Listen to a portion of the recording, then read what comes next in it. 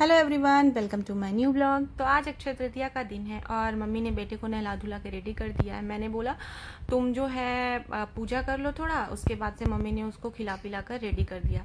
मेरे पेरेंट्स जब भी मेरे घर आते हैं वो चाहते हैं कि सारी जिम्मेदारी वो खुद ही उठा लें, मुझे कुछ भी ना करना पड़े। मम्मी जब से मेरे यहाँ रुक रही है उसके बाद से वो सुबह बेटे को जो स्कूल छोड़ने की पूरी जिम्मेदारी उसने उठा लिया है और पापा उसको ले जाकर छोड़ आते हैं। मुझे कुछ करना ही नहीं पड़ता। मम्मी बोलती रहती है तुम लोगों को लेट तक सोने की आदत है, तो जब तक मैं हूँ तब तक सो लो, क्यों उठ रही हो, परेशान होने की ज़रूरत नहीं है। मैं कुछ बोलती भी हूँ तो ज़बरदस्ती से मुझे मना कर देती है, और एक तो मैं वैसे ही आलसी हूँ, बोल बोल के मुझे और सुला देती है।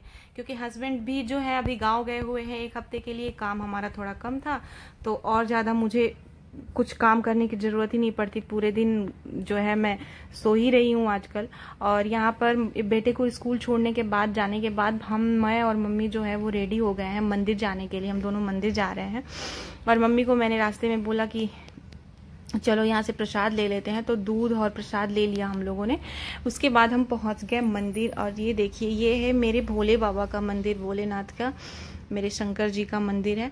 तो ये शिव मंदिर है और इसके जस्ट बगल में ही एक राम मंदिर है बड़ा सा। तो वहाँ पे सब भगवान का मंदिर है, सबकी मूर्तियाँ लगी हुई हैं। तो यहाँ पे पहले हम लोगों ने पूजा किया, भोलेनाथ का दर्शन किया, उसके बाद हम गए राम मंदिर जो बगल में ही है। और वहाँ पे सब देवी देवताओं की मूर्ति अलग अलग छोटा छोटा मंदिर बना के लगा हुआ है। फिर वहाँ पे हम लोगों ने पूजा की।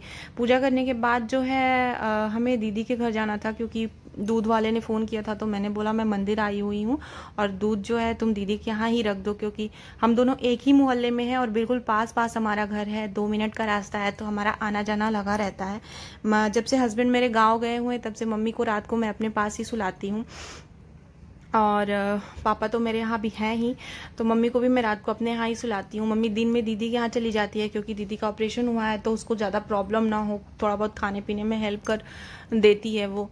और बच्चे उनके भी हैं तो उनको भी देखना पड़ता है, तो दिन में वो वहाँ रहती है और रात को मैं अपने पास बुला लेती हूँ सोने के लिए। तो अभी मैं चली गई दीदी के यहाँ, वहाँ से दूध लेना था मुझे। और जब से ऑपरेशन करके आई थी मैं एक बार ही मिलने गई थी उससे, तो वो लोग अभी सो के उठे हुए हैं तुरंत से। और क्षीरधाम का दूध मंगवाते हैं हम लोग। तो ये देखिए क्षीरधाम का दूध है, बहुत ही अच्छा दूध है, हमें तो बहुत अच्छा लगता है। उसके बाद जब मैं वहाँ से वापस आई तो सपना वेट कर रही थी मेरा, इसने भी कॉल किया था। तो मैंने बोला थोड़ी देर वेट करो, मैं मंदिर आई हूँ, मैं अभी आ ही रही हूँ। तो ये वेट कर रही थी। मैंने इसको बोला जल्दी से फटाफट झाड़ू लगा लो, क्योंकि मैंने घर पे पूजा नहीं किया था, क्योंकि घर की सफाई नहीं हुई थी अभी।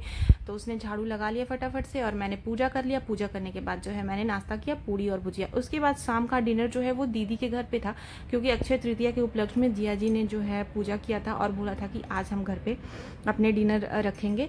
तो मैं गई थी अपने बेटे को लेकर के, और भाभी आई थी एक बगल में जो रहती हैं हम लोगों के, तो वो भी अपने बच्चों को लेकर के आई थी। उनको भी हम जिया जी ने बुलाया था, दीदी ने बुलाया था।